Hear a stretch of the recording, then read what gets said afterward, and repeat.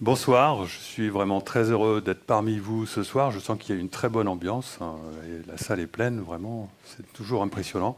Alors juste quand même un petit problème technique au départ, on m'avait dit que j'aurais un micro sans fil. Est-ce que je garde celui-là? Parce qu'en fait, je risque de me balader pas mal entre là, et voilà. Je le garde, hein, on gère, ok. Bon, parce que peut-être il marche pas.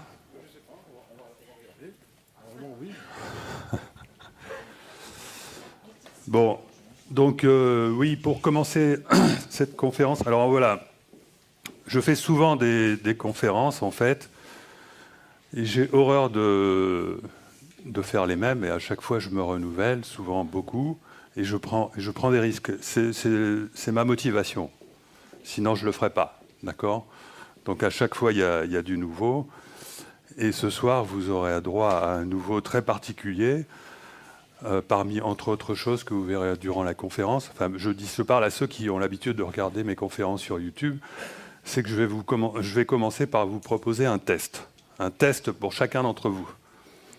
Un test genre test de personnalité qu'on va noter de 0 à 10. En fait, là, ce n'est pas un test de personnalité, c'est un test de religiosité, à savoir quel est le niveau de vos croyances. Est-ce que le niveau de vos croyances est à 0 ou est-ce que le niveau de vos croyances est à 10?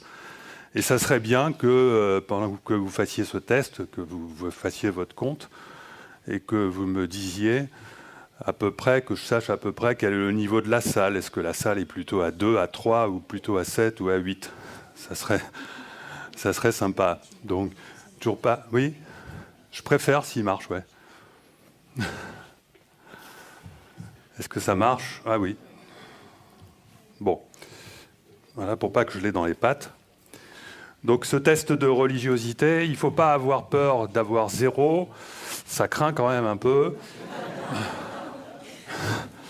Il ne faut pas avoir peur d'avoir 10 non plus, parce qu'il y a plein de gens très bien qui ont 10.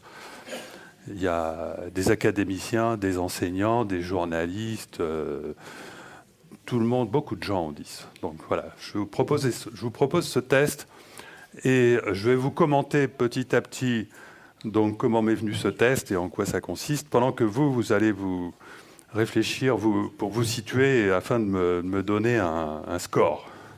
Voilà. Voilà le test en question. Donc nous vivons dans un paradigme actuellement qui est un renouvellement de la religion. Exactement la religion qui s'est imposée de manière prépondérante à nous depuis 2 siècles, depuis 2 millénaires, pardon. Qu'est-ce que c'est qu'une religion? Une religion, c'est quelque chose qui a un Dieu. Et comme il y a beaucoup de mal sur la terre, il faut aussi qu'il y ait un diable, ou qu'en tout cas, il y ait des démons qui le représentent. Donc une religion a besoin aussi de diables et de démons. Et une religion, elle est surtout là pour exercer un pouvoir et pour faire en sorte que le peuple s'ordonne, que l'ordre règne sur la planète, que des directives soient suivies, etc. Et donc les religions ont des commandements, et en l'occurrence, vous connaissez les 10 commandements des religions que l'on connaît. Et voilà, je vous présente les 10 commandements de la nouvelle religion dans laquelle on vit depuis le siècle des Lumières. En fait, le siècle des Lumières a été précédé du siècle de la Renaissance. Le siècle de la Renaissance, c'est le vrai siècle des Lumières. Le siècle des Lumières, c'est le siècle de l'extinction des Lumières. D'accord? C'est le siècle du mécanisme, ou ce qu'on appelle le mécanicisme. Bon, c'est ce que je vous dis, hein, mais... Alors voilà. Les 2 démons de la science matérialiste, je vous assure que c'est authentique. La science a un gros problème aujourd'hui avec 2 démons. Le démon de Laplace et le démon de Maxwell. Le démon de Laplace, c'est le démon qui dit que si vous connaissez la position et la vitesse de toutes les particules de l'univers à un instant donné, alors la mécanique permet de prévoir de façon parfaitement déterminée tout ce qui va arriver dans l'avenir. C'est un peu comme si, du coup, l'avenir existe déjà. C'est ce qu'on appelle le déterminisme en sciences. Ça veut dire que notre vie est parfaitement tracée. Ça veut dire que, d'une certaine manière, notre futur existe déjà. Alors, lorsque Laplace l'a proposé, il n'a pas dit « notre futur existe déjà », il a dit « tout se passe comme si notre futur existe déjà ». Aujourd'hui, on sait que notre futur existe déjà, comme je vous le verrai, et donc ça revient à dire que nous sommes véritablement en prison.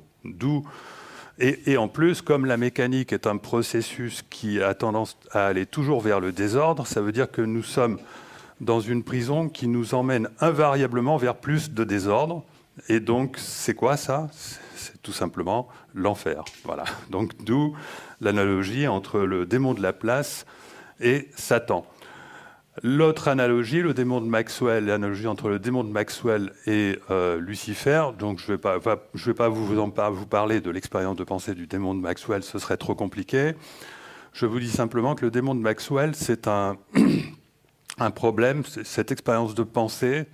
C'est un problème qui est encore pas bien résolu aujourd'hui en physique parce que ça fait appel à une notion d'information et fondamentalement l'information est subjective. Et donc on n'a pas le droit de remonter le cours du temps avec en quelque sorte de l'information subjective. Le jour où les physiciens auront découvert les physiciens aujourd'hui ont découvert que l'information était objective, ils ont effectivement bel et bien découvert qu'on est capable, avec de l'information, de remonter le cours du temps, mais ça a un coût énergétique. Voilà. Je ne vous en dis pas plus. C'est une solution pour sortir du marasme du mécanisme, ou disons du mécanicisme. Mais bon, je ne vous en dis pas plus pour le moment, parce qu'on partirait dans des choses trop compliquées. Donc passons aux 10 commandements du matérialisme. Alors, je ne vous parle pas de la science. Hein. La science, c'est quelque chose de très positif, c'est quelque chose de très noble.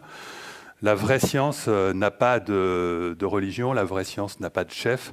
La vraie science, elle est construite en communauté par tous les physiciens, en l'occurrence, il s'agit de la physique de la planète. Et il n'y a pas de croyance particulière chez les physiciens, ni même chez les autres. Certains scientifiques ont plus de croyances que d'autres. Je vous parle de la science telle qu'elle est médiatisée, telle que nous l'avons appris à l'école, et telle qu'elle est reliée au paradigme mécaniciste dans lequel nous baignons tous depuis plusieurs siècles. C'est ça qui fait que, malgré les nouvelles découvertes de la science, qui contredisent absolument ce paradigme-là, on continue de penser à l'intérieur de ce paradigme. Et donc on continue de croire que... alors, j'ai trié les commandements en question par ordre du plus faible au plus puissant. Donc normalement, ceux dont on se débarrasse le plus facilement sont ceux qui arrivent en premier. Moi, lorsque j'avais, on va dire, 16-18 ans, j'avais une note de 8 à 9 sur 10. J'ai jamais eu 10 sur 10 parce que j'ai jamais satisfait au premier commandement. Tu croiras que tous les phénomènes inexplicables sont des illusions. Et très rapidement, j'ai cessé de satisfaire au deuxième commandement, qui était de croire que rien n'était relié et que tout arrivait par stricte causalité, à cause de la découverte fondamentale d'Alain Aspect en 1982, qui a lieu en France et qui a... Problème technique, non ? Voilà. Et qui a découvert le concept de non-localité, sur lequel je m'appesantirai pas, parce que sinon ça nous emmènerait trop loin. Et à partir de là, on réfléchit et on commence à se poser des questions sur vraiment la finalité de la nature. C'est-à-dire qu'on s'aperçoit que finalement, dans la nature règne effectivement de la violence. Les animaux se mangent entre eux, mais essentiellement énormément de coopération. Et comment cette coopération peut-elle avoir lieu ? Quand on sait que finalement tout est relié, on se dit tiens, c'est peut-être pas si simple que ça, et on abandonne facilement le troisième commandement. Ensuite, le quatrième commandement, il nous est imposé par... on l'apprend à l'école, hein, carrément. Il nous est imposé par la philosophie du darwinisme, qui est le socle de notre libéralisme économique, qui est le socle de de notre système de marché, celui qui est en train de s'effondrer lentement aujourd'hui, et dont tout le monde a compris que ce n'était pas la bonne solution, effectivement, pour organiser une société. Donc ça, on l'abandonne naturellement parce qu'on en a marre. Et par contre, et donc, il existe un dernier rempart du matérialisme. Le dernier rempart du matérialisme, c'est le transhumanisme, c'est l'idée que c'est le fait de croire que nous sommes des machines et que la technologie peut nous améliorer. Quand je parle de technologie, c'est technologie au sens large, ça va de la médecine à la robotique. Nous avons tous été imprégnés par le paradigme dans lequel nous pensions tous, même moi, il y a des décennies, que prendre des médicaments, etc. En dehors de... Effectivement, la médecine, elle a de bons côtés, bien entendu. Mais disons qu'on a tous tendance à se comporter un peu comme des assistés face à un système qui se dit scientifique et qui veut nous expliquer comment notre machine organique fonctionne, et s'il y a un dysfonctionnement, qui veut nous expliquer que c'est à cause de ceci, que c'est à cause de cela. Et on vit toujours là-dedans. Et c'est le dernier rempart, et la médecine perd un peu de sa crédibilité à ce niveau-là, parce qu'il y a beaucoup de médecines alternatives qui apparaissent. Je ne vais pas non plus parler de tout ça, mais il apparaît un très grand danger en ce moment, qui est celui du transhumanisme, avec des milliards de dollars qui sont dépensés par les grandes sociétés, dont Google, pour réaliser donc, des nouvelles technologies qui vont petit à petit assister l'humain, et petit à petit nous robotiser. Et voilà ce qui nous attend. Et je dis que c'est le dernier rempart du matérialisme, parce que ce qui va s'opposer à ça, parce que je suis optimiste, c'est le fait qu'à un moment donné, les gens, je dis les gens parce que c'est important que ce soit toute la masse de la population. Ça ne suffit pas qu'une petite frange de la population ait compris la vérité de comment fonctionne notre réalité pour que nous entrions dans une meilleure réalité. Il faut véritablement éduquer la masse des gens. Et ce n'est que lorsque la masse des gens aura compris que, contrairement à ce qu'on nous apprend à la télévision, la conscience n'est pas le produit de notre cerveau, qu'on va pouvoir enfin sortir de ce paradigme. J'ai été surpris, par exemple, je crois que c'était l'année dernière, il y a eu un reportage sur France 2 qui parlait des résultats récents des expériences qui ont été faites par des Britanniques sur les expériences de mort imminente, où on a soumis des centaines de patients qui avaient vécu ça à des interrogatoires, etc. Et tout ça, ça mettait en évidence le fait en fait, après la mort cérébrale déclarée du cerveau, subsistait pendant 3 minutes la conscience. Et aux 20 heures, ça a été retranscrit. Je ne sais plus quel était le présentateur, mais le présentateur nous a dit que le cerveau continue à fonctionner 3 minutes après sa mort. Ça vous explique, ça vous montre un peu comment les messages sont transformés, parce que on considère, alors ça vient du présentateur ici, bien entendu, il n'y a pas de complot derrière, il n'y a pas, ou alors peut-être que le rédacteur en chef a dit ouais non, on ne parle pas de conscience, j'en sais rien, mais en tout cas il y a eu une sorte d'autocensure des journalistes ou même du public à éviter de parler du fait que la conscience, c'est quelque chose qui n'est pas du tout produit par le cerveau, et c'est quelque chose qui nous caractérise en tant qu'être humain par rapport aux robots. On va bien être obligé d'y aller. Et ça, il y a encore une difficulté aujourd'hui. C'est-à-dire que, en fait, le dernier rempart essaye de nous empêcher d'y aller, mais on va y aller. Et le problème, c'est que quand on va y aller, la société va se transformer d'un seul coup. Parce qu'à partir du moment où vous commencez à comprendre pourquoi, non seulement que c'est exact, mais pourquoi la conscience n'est pas le produit du cerveau, après, il y a tout qui s'enchaîne. C'est-à-dire que vous vous rendez compte que la réalité elle-même est dépendante de vos états de conscience. Non pas seulement parce que votre état de conscience va conditionner votre comportement dans l'instant, dans la journée, c'est-à-dire que si vous êtes optimiste le matin ou pessimiste, ce qui va vous arriver dans la journée va logiquement, causalement dépendre de ça. Mais non pas seulement pour ça, mais parce que votre état de conscience va en même temps construire votre futur. Et ça, c'est très important de le comprendre. Et ça va vite venir après qu'on ait compris que la conscience n'est pas le cerveau, parce que une fois qu'on aura compris que la conscience n'est pas le cerveau, on aura localisé la conscience dans une sorte de, je vous en parlerai tout à l'heure, de couche d'information de l'espace-temps qui se situe hors temps. Et à partir du moment où elle se situe hors temps, ça veut dire qu'elle a prise sur notre futur. Et si en plus je tiens compte du subconscient qui lui a pris sur toute notre vie, alors là, ça va véritablement changer profondément les choses.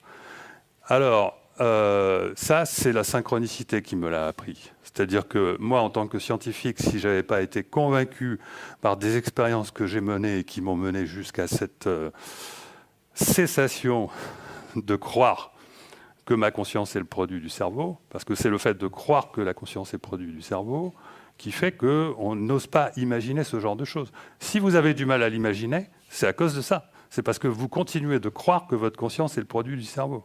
D'accord ? Et donc, ensuite, très vite, moi, des choses, j'avais 3 sur 10 après avoir écrit La Route du Temps. C'est-à-dire que je suis passé de 8 sur 10 quand j'étais jeune à 3 sur 10, à aller autour de 4 ou 5 avant d'écrire mon livre, à 3 sur 10 après avoir fait mes expériences et écrit mon premier livre. Et là, je suis passé à 0 très rapidement parce que, en fait, le fait de développer ce modèle de la conscience m'a permis de comprendre des interrogations fondamentales que j'avais dans ma vie d'ingénieur en intelligence artificielle. Il y avait des choses que je ne comprenais pas. Je ne comprenais pas pourquoi je n'arrivais pas à retrouver l'image des objets que mes robots mémorisaient à partir de la mémoire qui était dans mes réseaux de neurones. Enfin, je vous en parlerai tout à l'heure. Et donc, je me suis mis à remettre en question ça. Et puis après, j'ai étudié la physique de fond en comble. J'ai compris un petit peu mieux ce qu'on appelait le vide. Et très vite, je suis arrivé à remettre en question également l'idée que notre passé est terminé et ne peut plus changer. Et je suis même arrivé à croire, à penser que le socle de la science, qui est de la croyance dans la conservation de l'énergie matière, ce qui est vrai d'ailleurs, c'est quand même justifié. C'est pas que c'est faux, c'est juste que c'est une approximation. Bien que même ça, on devait le remettre en question. Ce qui ne veut pas dire qu'il ne faut pas continuer à travailler avec les lois de conservation de l'énergie et de la matière en physique. Je ne suis pas en train de dire ça, mais ce que je suis en train de dire, c'est que, par exemple, au niveau du Big Bang, au niveau du mécanisme de l'inflation qui crée l'univers à partir du Big Bang, il y a une création d'énergie à partir de rien, donc qui est supposée. Et en plus, ensuite, il y a une création de matière à partir de l'énergie. Et la conservation de l'énergie-matière, elle est quand même en question pendant la période inflationnaire du Big Bang. Ce n'est qu'après cette période-là qu'on peut faire de la physique avec les lois que l'on connaît et qui sont tout à fait respectables. Et enfin, pour conclure, je dirais que la seule chose qu'il faut respecter en science, c'est le principe de causalité. Mais c'est le principe... ça veut dire que c'est l'idée que le vide est vide. Voilà. Mais en fait, le vide n'est pas vide, mais bon. Donc, je ne suis pas du tout un anti-science, au contraire, c'est parce que je suis un pro-science et que je crois profondément dans les progrès de la science que je vous propose d'interpréter les progrès de la science, justement, et de montrer que la science est extrêmement noble, puisqu'elle est même capable de remettre en question jusque ses propres principes même. Simplement, il y a une inertie du fait qu'à partir du moment où on s'aperçoit que par exemple, s'il faut éliminer le temps en physique, oui, mais toutes les équations sont fondées sur le temps. Qu'est-ce qu'on fait? On arrête de faire de la physique? Non, on n'arrête pas. On continue, puisque ça sert à quelque chose tout de même. Ça sert à développer des technologies. Mais donc, il faut quand même du temps avant qu'on trouve les nouvelles façons d'appréhender tout ça. Donc voilà. Donc, est-ce que vous avez une idée de votre propre notation?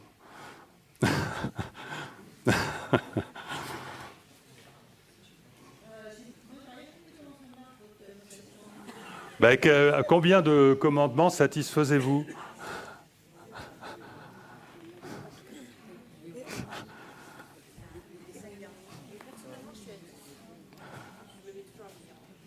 Zéro, c'est ça? 10. Ah, quand même, c'est rassurant, il y en a qui sont à 10.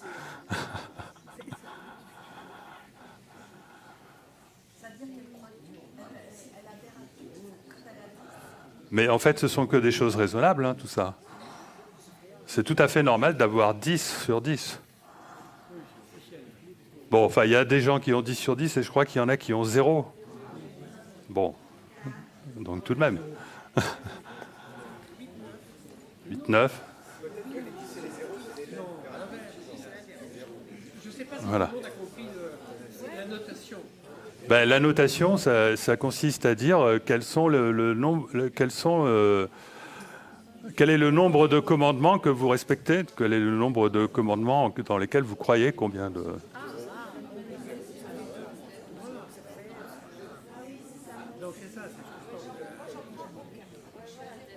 Ah, donc c'est 0. Ah, bon, d'accord. Donc vous êtes plutôt du côté 0 que du côté 10. Mais vous vous rendez compte que parmi les personnes que vous connaissez, il y en a beaucoup qui sont à 10 quand même. Sinon, c'est pas la peine que je fasse des conférences. Hein. Non, parce que... enfin, vous comprenez ce que je veux dire. Bon. Bon, alors... Pourquoi est-ce qu'il faut conserver la causalité, malgré le fait que la causalité elle-même est en question, puisque dans le deuxième commandement, on vous dit « tu croiras que rien n'est relié et que tout arrive par stricte causalité ». Mais j'ai bien dit stricte causalité. La stricte causalité, c'est l'idée que les effets suivent les causes. Voilà. Et donc il y a une notion de temporalité là, dans cette affaire. C'est-à-dire que la stricte causalité, c'est l'idée que ce qui va nous arriver demain ou dans 5 minutes dépend de l'état dont nous sommes maintenant. D'accord ? C'est partiellement vrai, mais ce n'est pas totalement vrai, c'est à moitié faux. Pourquoi c'est à moitié faux ? Parce que la causalité, en réalité, est indépendante du temps. Voilà. Alors, je vais essayer de vous expliquer un peu ça. Sans rentrer dans la physique, je vais vous citer des citations de physiciens qui écrivent sur le temps. Voilà, tout simplement. Je suis allé chercher que les physiciens qui écrivent des livres sur le temps. En France en particulier. Il n'y a pas beaucoup de physiciens qui écrivent des livres sur le temps à l'étranger. Bon, il y a Lise Moline, mais voilà, je vous cite cela. On va dire c'est un petit peu notre école française. Il y a une école française du temps qui est menée par Étienne Klein, notre grand spécialiste du temps. Donc déjà au siècle dernier, Einstein disait que la séparation entre le passé, le présent et le futur était une illusion. Il n'y a pas de séparation, c'est-à-dire que tout le futur et tout le passé sont inclus dans le présent. C'est ce qu'on appelle l'éternel présent. Et Nietzsche avait une intuition qui était de dire que en fait, c'est notre avenir qui détermine notre présent, parce que le futur l'influence autant que le passé. Quand même une sacrée intuition, c'était un vrai génie Nietzsche, parce qu'il avait cette intuition sans être physicien. Quand même, il faut saluer l'affaire. Aujourd'hui, au début des années 2000, on redécouvre que Einstein avait raison, et on découvre petit à petit que Nietzsche avait probablement raison également. Vous avez... je vais commencer par Thibaut Damour, qui nous dit « le futur est déjà là ». Le futur est déjà là. Il nous dit même qu'on peut... En théorie, si on pouvait passer des équations à la technologie, on pourrait voyager dans le futur en 5 minutes. D'accord ? Et il nous dit que le temps est fondamentalement réversible. Ça ne veut pas dire qu'on peut voyager dans le passé, ça veut dire qu'il n'y a pas de différence entre la causalité et la causalité inverse. C'est-à-dire qu'un effet peut créer une cause autant qu'une cause peut créer un effet. Il y a une symétrie. Thibaut Damour, il est académicien, Normal Sup, directeur de l'IHES, l'institut de recherche le plus illustre en France. Pas directeur, professeur. Marc Lachiaiseray nous dit que le temps n'existe pas et que la causalité est indépendante du temps. Lui, il fait des conférences pour l'expliquer. Il fait des conférences entières pour l'expliquer, donc je ne vais pas refaire ces conférences. Carlo Rovelli, qui est considéré comme nobélisable par beaucoup, nous dit que le temps n'existe pas à nouveau. Ils nous disent tous que le temps n'existe pas, que la réalité n'évolue pas dans le temps, mais d'une autre façon. Alors ça, c'est pas clair. Mais je vous comprendrai pourquoi c'est pas clair, et je vais essayer de clarifier ce point après. Alain Cohn, qui est un médaille Fields, donc l'équivalent du prix Nobel, notre plus grand mathématicien français, peut-être un des plus grands mathématiciens mondiaux, nous dit que le passé pourrait être instable, qu'il pourrait changer ou être altéré. Et comme il ne peut pas vraiment le dire dans un laboratoire, etc., il le dit dans un bouquin un peu de science-fiction, mais de toute façon, il le dit aussi dans des interviews. Donc c'est bel et bien sa pensée, mais il dit lui-même que c'est une pensée qui est difficile à faire passer. Et Antoine Suarez, qui est un physicien que je connais bien, j'ai eu une longue correspondance avec lui, nous dit que la physique a besoin... Alors, c'est lui, Antoine Suarez, c'est lui qui a, on va dire, enterré le temps en mécanique quantique. Les autres l'enterrent en gravité, en relativité générale, c'est-à-dire les autres, ce sont, on va dire, plutôt des physiciens de l'infiniment grand. Antoine Suarez, c'est un physicien de l'infiniment petit, un physicien quantique, et lui aussi enterre le temps, en nous disant qu'en plus, la physique a besoin d'une coordination immatérielle, insensible à l'espace et au temps. Voilà. Alors, et Étienne Klein, je reviens sur Étienne Klein parce que je n'ai pas dit, donc Étienne Klein, lui, ce n'est pas un physicien, c'est un philosophe qui a une très très grande culture que j'apprécie beaucoup, je lui dois beaucoup d'ailleurs, et nous dit le futur existe déjà, c'est une authentique réalité, mais partiellement configurée. Pourquoi?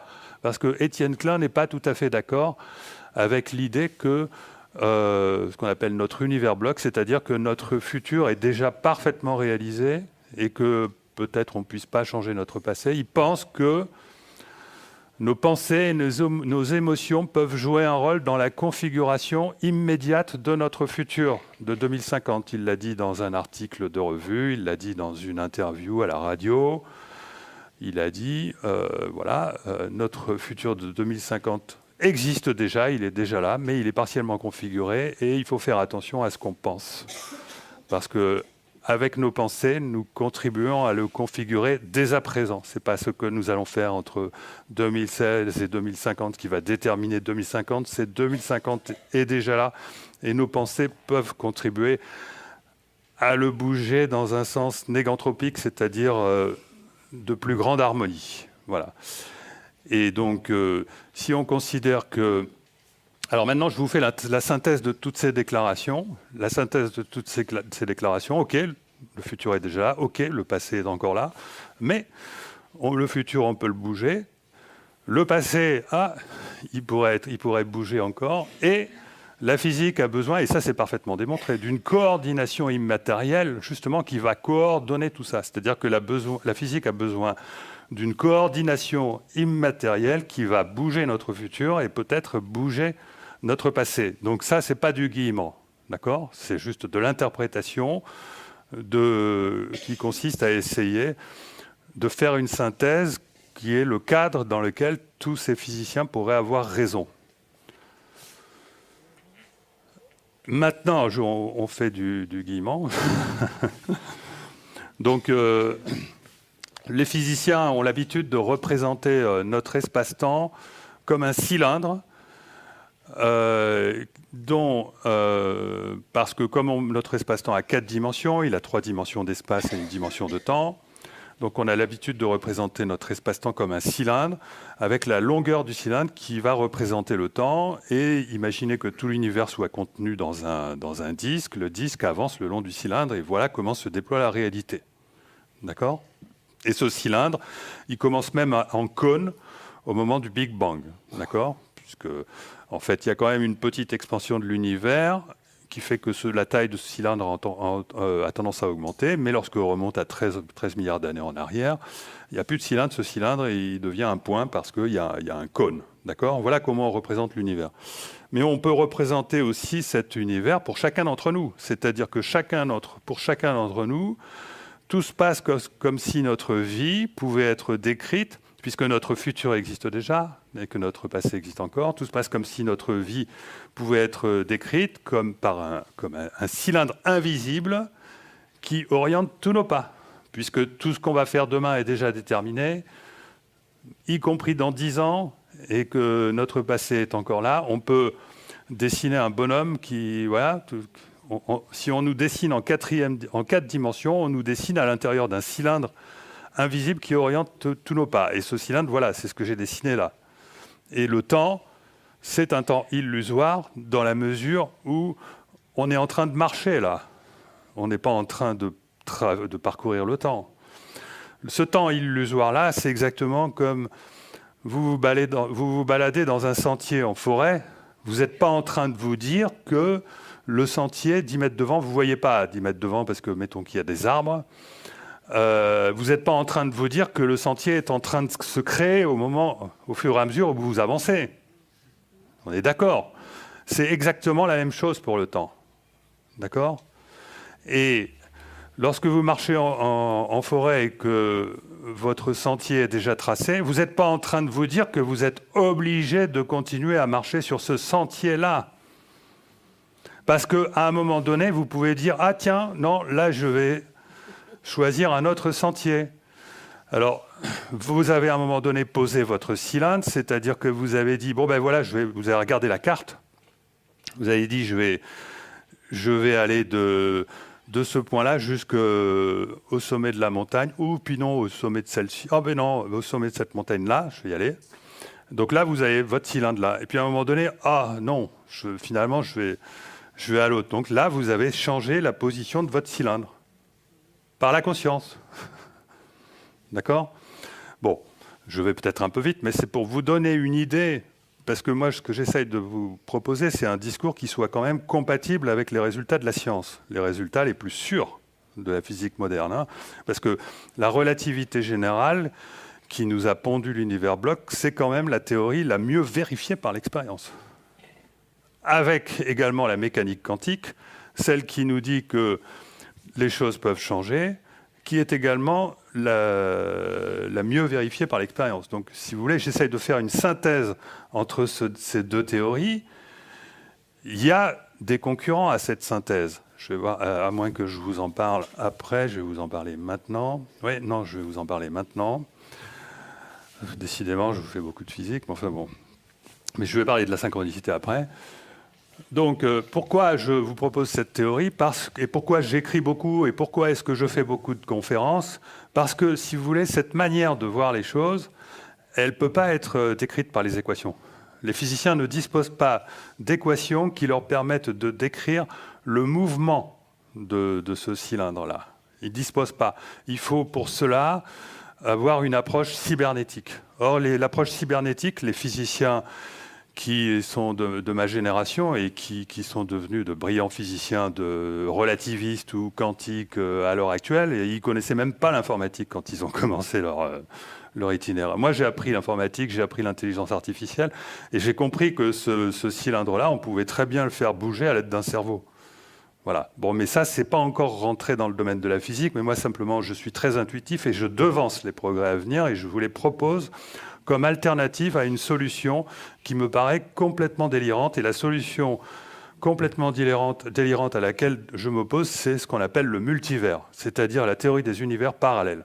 Alors, c'est pas que je suis pas d'accord avec l'idée qu'il pourrait exister des univers parallèles, mais les univers parallèles, le multivers que les physiciens nous proposent aujourd'hui, hein, qui est la théorie qui fait consensus à l'heure actuelle, il y a la moitié des physiciens qui ne sont pas du tout d'accord, qui ont plutôt tendance à se ranger de mon côté d'ailleurs, c'est une théorie qui vous dit que vous avez des myriades de doubles de vous-même dans des univers séparés qui se trouvent à des milliards d'années-lumière de distance d'ici. C'est-à-dire que vous avez un grand mathématicien qui s'appelle Max Tegmark, qui a écrit un bouquin récemment qui s'appelle L'univers mathématique, dans lequel il vous dit que oui, c'est surprenant de penser ça, mais ça pourrait paraître complètement, vraiment aberrant, mais je suis obligé de vous dire que c'est la théorie qui prévaut aujourd'hui.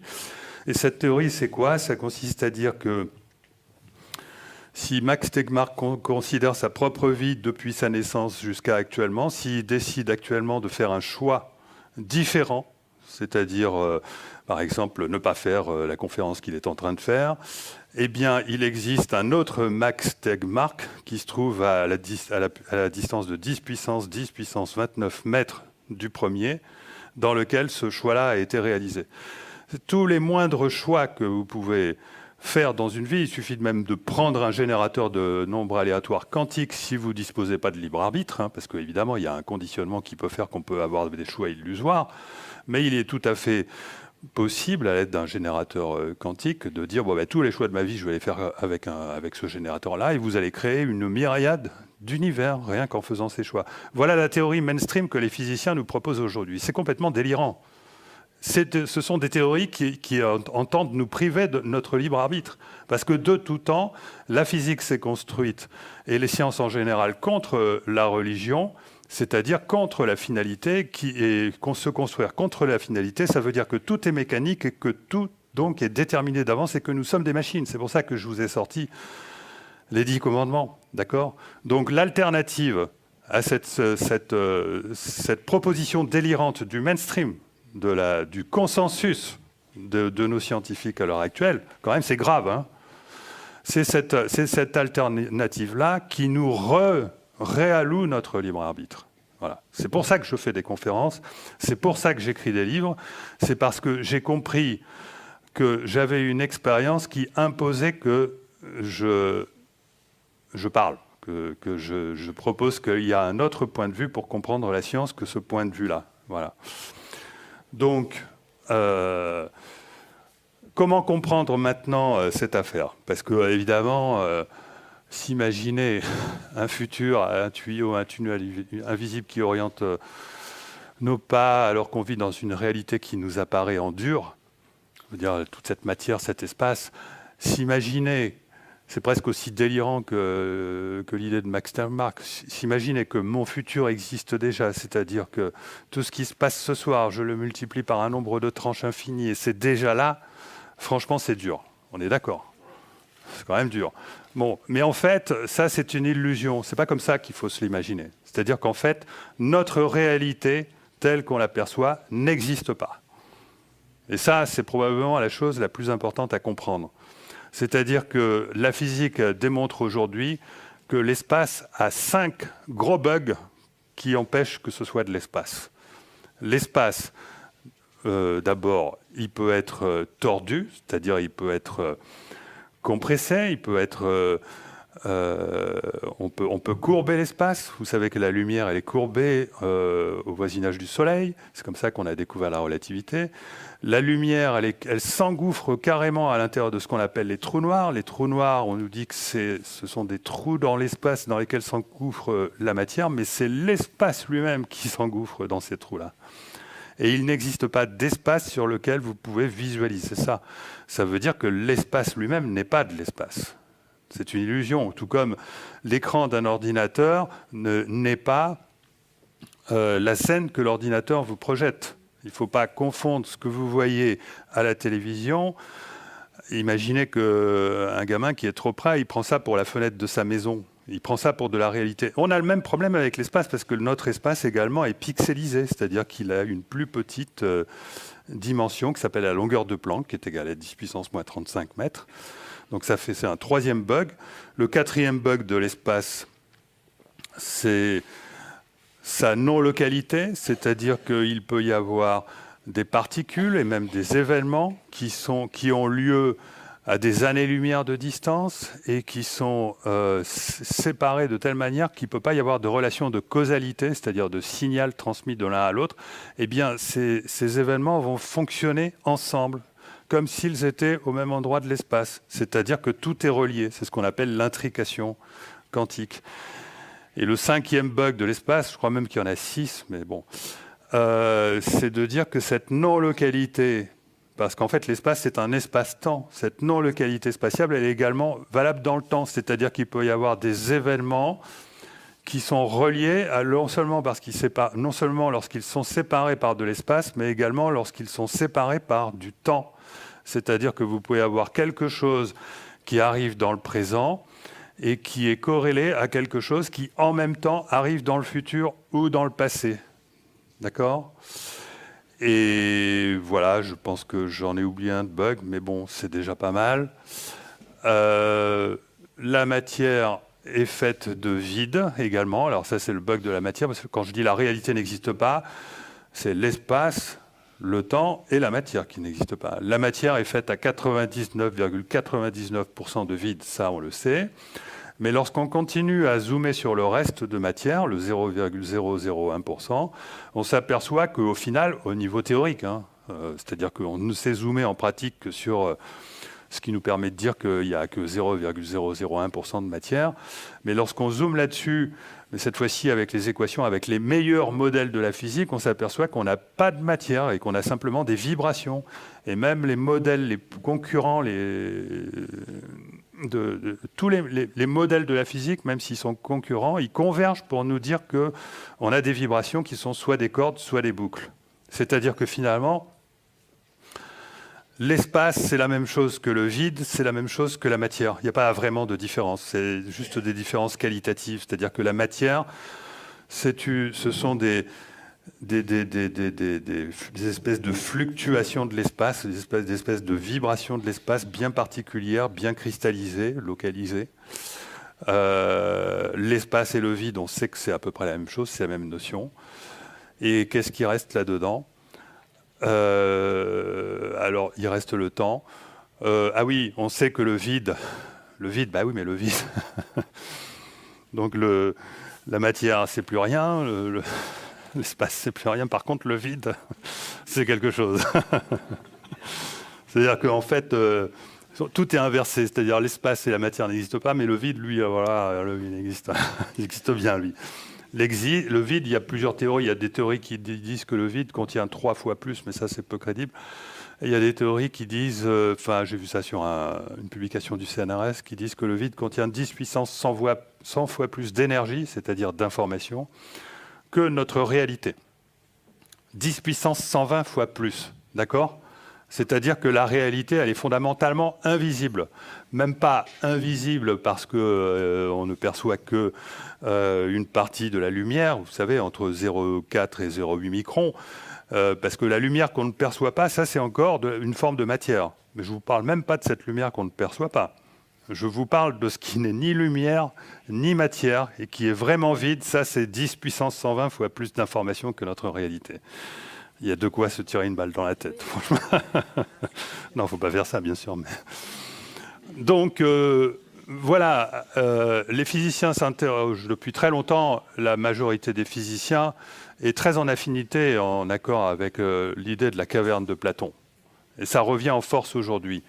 Il y a des théories concurrentes qui sont des théories plus matérialistes, qui consistent à dire que la réalité est une simulation. Il y a d'autres théories qui consistent à dire que, voilà, il y a ces myriades de doubles conscients qui sont dans des multivers séparés par des distances astronomiques. Enfin, vraiment, on est dans le grand n'importe quoi, là. Et il y a la théorie de... Oui, c'est la théorie de Matrix, qui est pas Matrix. C'est très intéressant, c'est une belle métaphore. Un très bon film pour nous faire comprendre que notre réalité n'existe pas. Ça, c'est vrai. Mais ça ne veut pas dire que l'au-delà de Matrix est tel qu'il le décrit. Parce que on entre dans Matrix, dans une simulation qui part à partir d'un monde réel. Or, ce n'est pas la structure de notre au-delà. On n'est pas un monde de matière simulé à l'intérieur d'un autre nombre de matières, puisque d'ailleurs, la matière n'existe pas. Ce n'est pas comme ça. Donc, la meilleure façon de voir les choses, c'est de reconsidérer les philosophes et de considérer l'allégorie de la caverne de Platon. Et en fait, moi j'ai tendance à dire que nous sommes dans une caverne qui est un véhicule, parce que maintenant on sait que cette caverne, elle se déplace dans le temps qui est de l'espace. C'est-à-dire qu'en fait, nous sommes des consciences embarquées à l'intérieur d'un véhicule qui se déplace dans le temps comme si c'était de l'espace.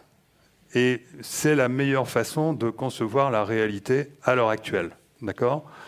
Donc, je reconnais que c'est difficile, mais je vous livre tel quel les résultats auxquels nous amène logiquement la physique. Alors, il reste une évidence là-dedans, c'est que le temps est intimement lié à la conscience, puisque les physiciens ayant éliminé le temps des équations de la physique, le temps n'appartient plus qu'à la conscience. Alors, le temps n'appartient plus qu'à la conscience, ça m'amène à vous proposer l'action de que fait la conscience sur le temps. Donc là, je vais vous passer un petit film.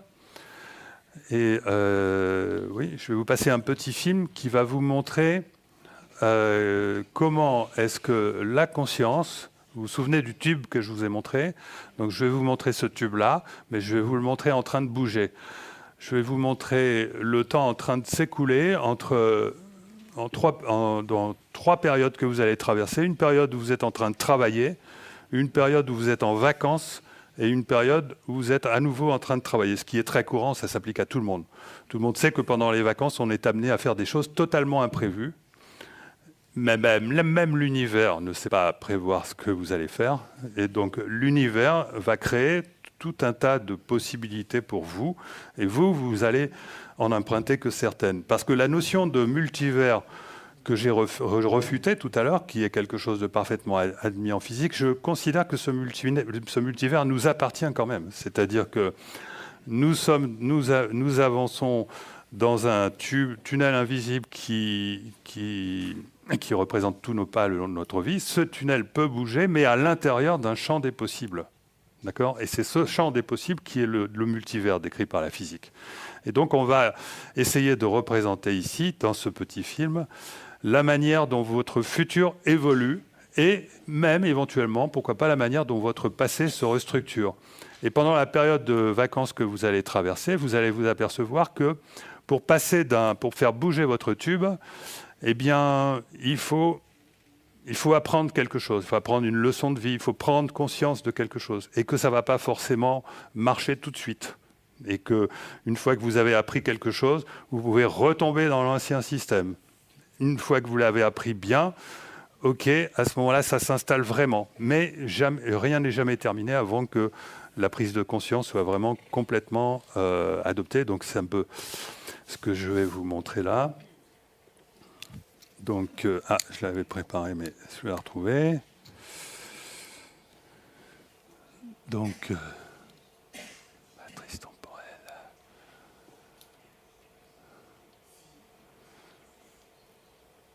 Voilà.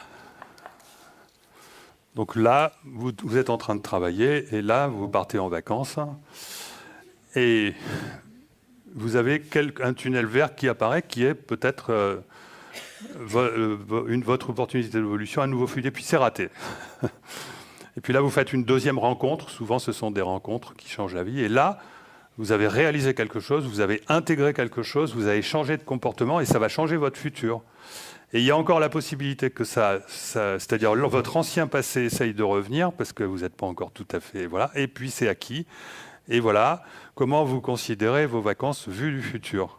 D'accord ? C'est-à-dire que c'est à peu près la même chose que vos vacances vues du passé, mais qui étaient imprévues. Mais si vous voulez, il s'est passé quelque chose, une sorte de tour de magie là-dedans. Vous avez 3 bifurcations.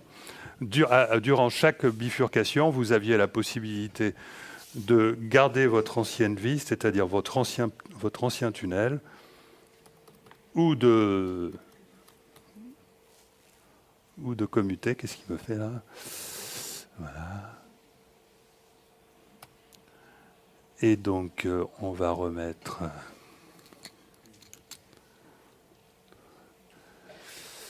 Alors, c'est ça.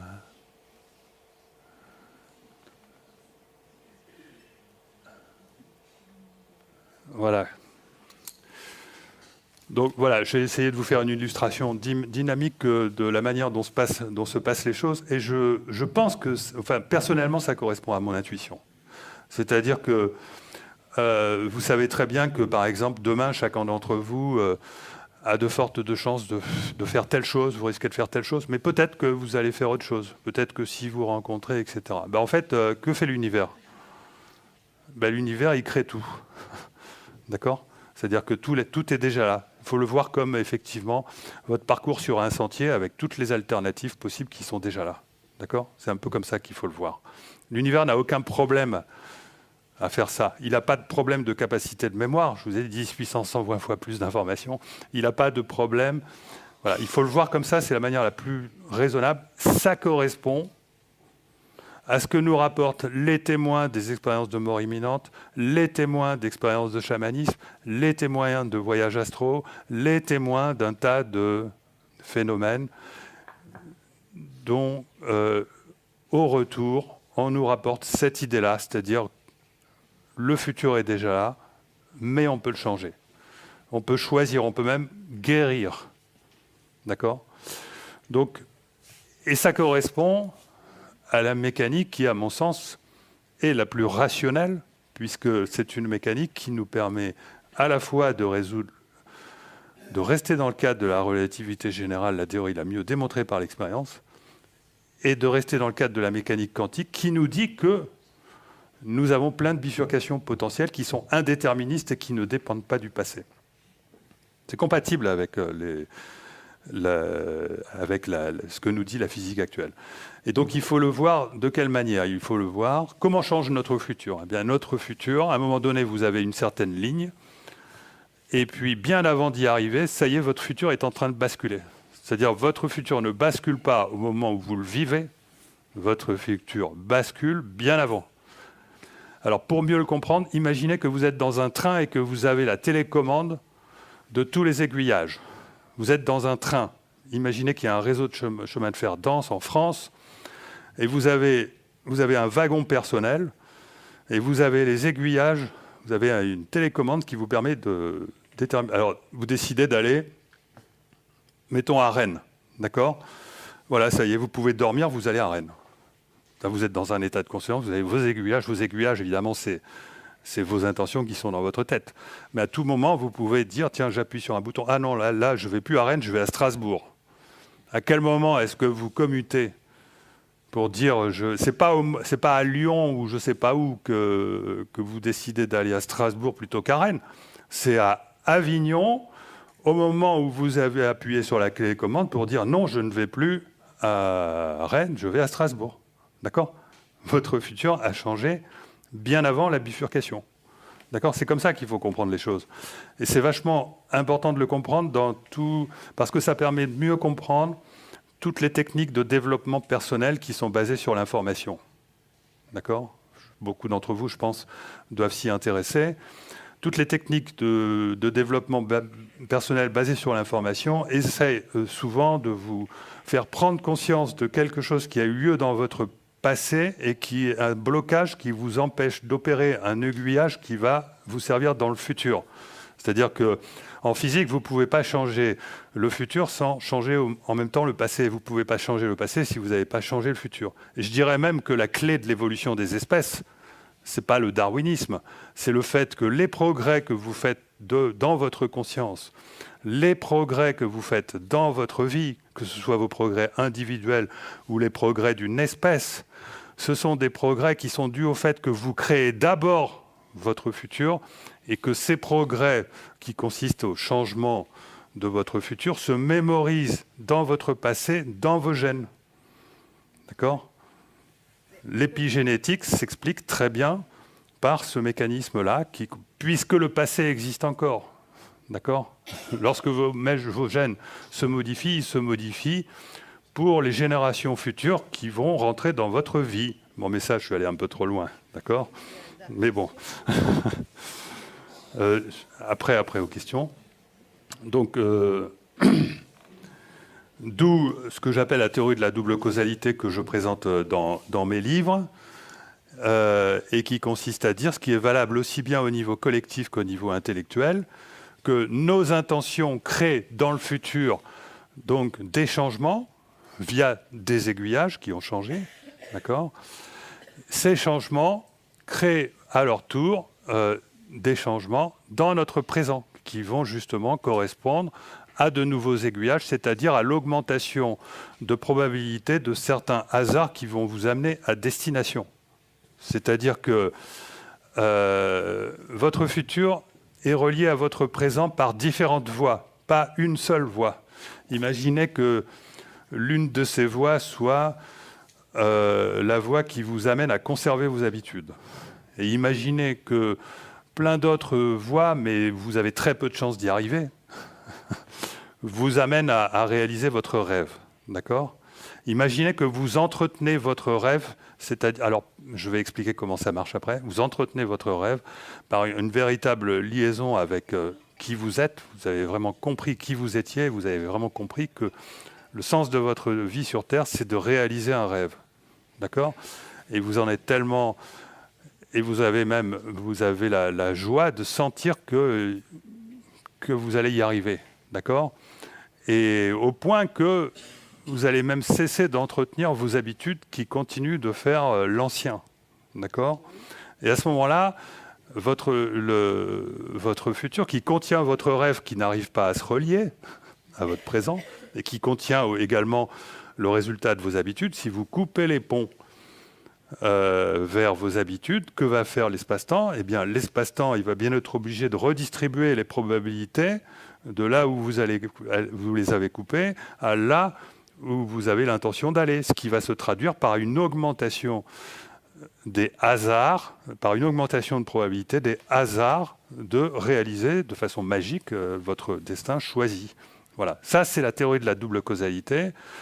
C'est ce que j'ai vécu personnellement. Si je ne l'avais pas vécu, et si je ne l'avais pas vécu à travers des cascades de synchronicité, je n'aurais jamais écrit mon premier livre et les autres qui ont suivi. Et ça se résume en disant que c'est ce qui explique les coïncidences en général, parce que les coïncidences n'ont pas forcément du sens, mais il se passe des choses bizarres qui viennent du fait que on a l'impression que certains événements sont anormaux, il y a des synchronismes inhabituels, mais on n'en voit pas le sens. Mais ça ne nous concerne pas forcément. C'est simplement le fait que quand un changement a lieu dans le futur, quel qu'il soit, il crée un chemin qui se crée rétrocausalement, et en se créant rétrocausalement, il a tendance à créer de l'ordre, parce que dans le sens inverse du temps, l'entropie diminue. Voilà, ça c'est une première raison. Et la deuxième raison, celle qui fait sens, c'est le mécanisme des synchronicités. Donc là, vous êtes bel et bien responsable du fait que vos intentions dans le futur sont des causes d'événements qui vous arrivent dans le présent et qui portent sens et qui sont des synchronicités, c'est-à-dire des hasards étranges qui, comme par hasard, vous rendent exactement le service que vous attendiez, quoi. Les gens qui ont de la chance, les gens qui ont... Enfin, voilà. Ça, c'est la théorie de la double causalité. Et pour essayer de valider cette théorie, à l'heure actuelle, je travaille sur une recherche que j'ai réussi à officialiser au CNRS. Le CNRS qui récemment a changé son logo. CNRS, dépasser les frontières. Donc... c'est normal que je sois soutenu par le CNRS. Je passe mon temps à dépasser les frontières. Non mais bon, sérieusement. Donc je travaille à l'heure actuelle avec une grosse boîte pas de pub, mais une boîte qui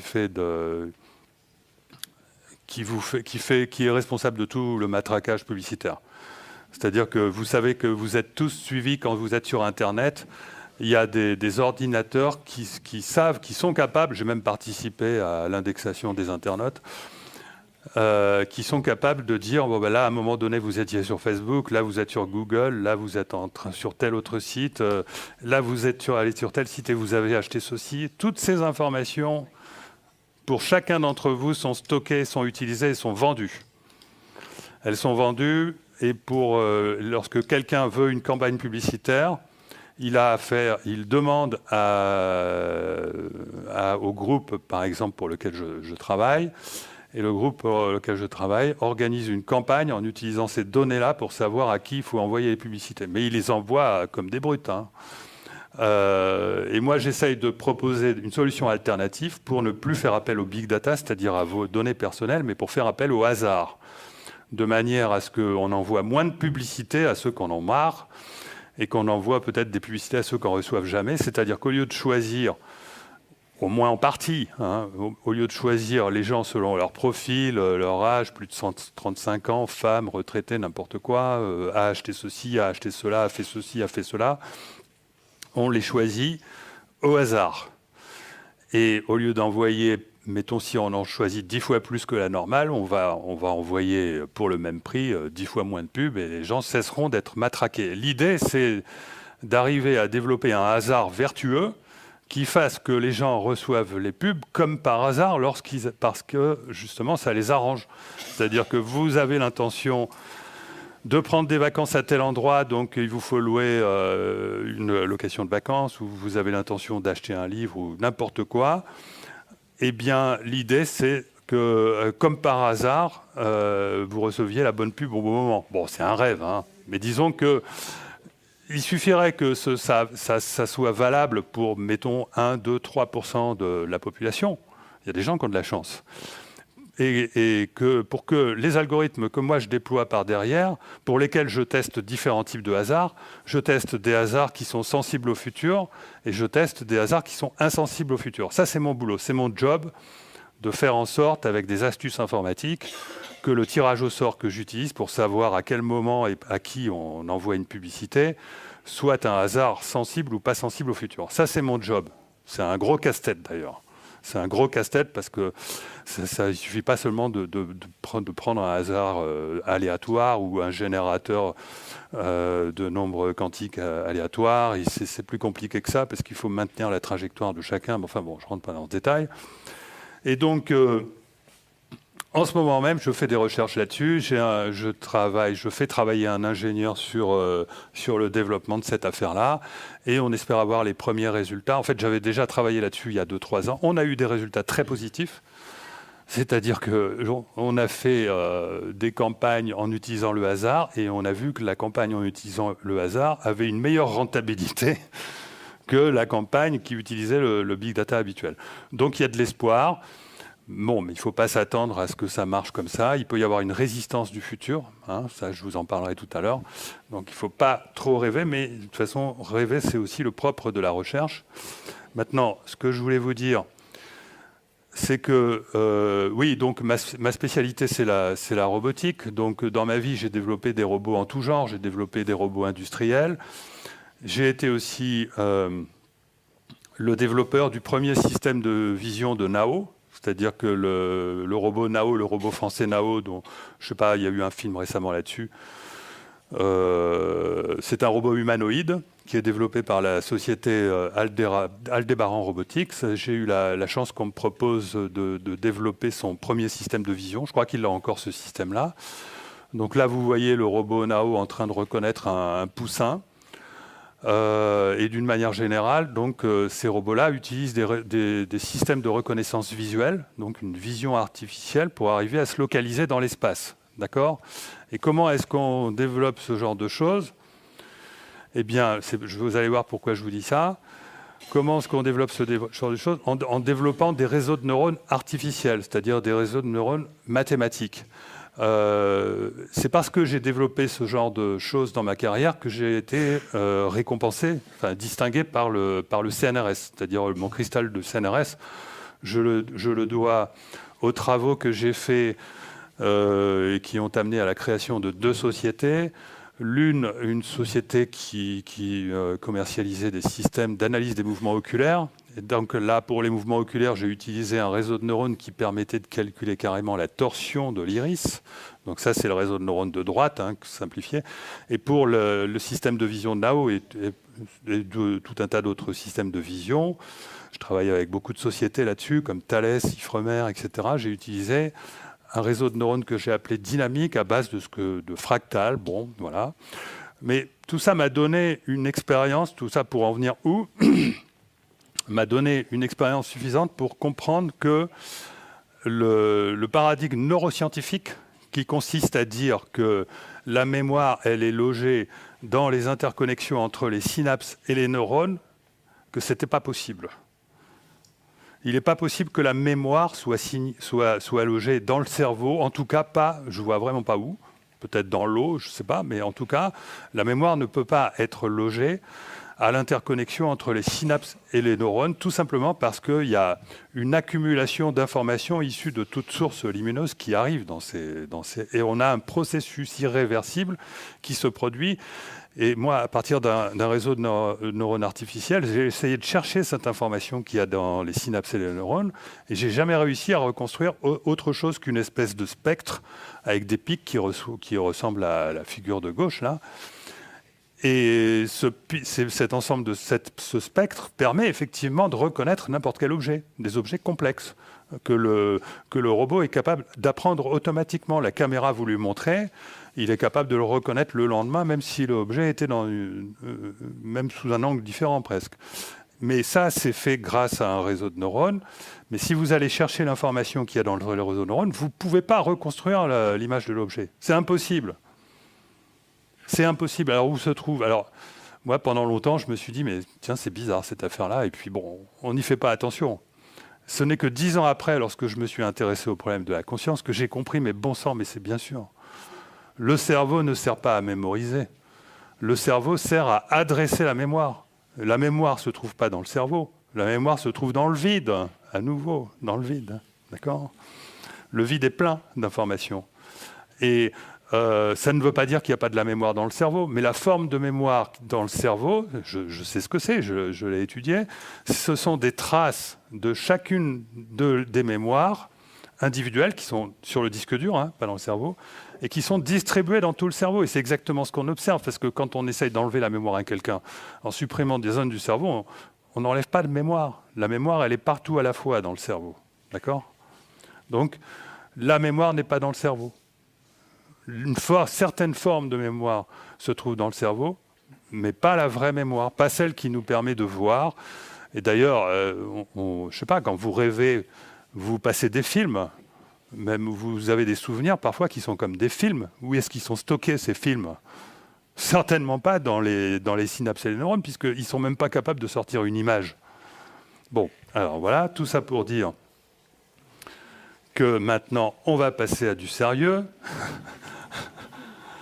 Si la mémoire n'est pas dans le cerveau, comment voulez-vous que la conscience soit dans le cerveau ? D'accord ?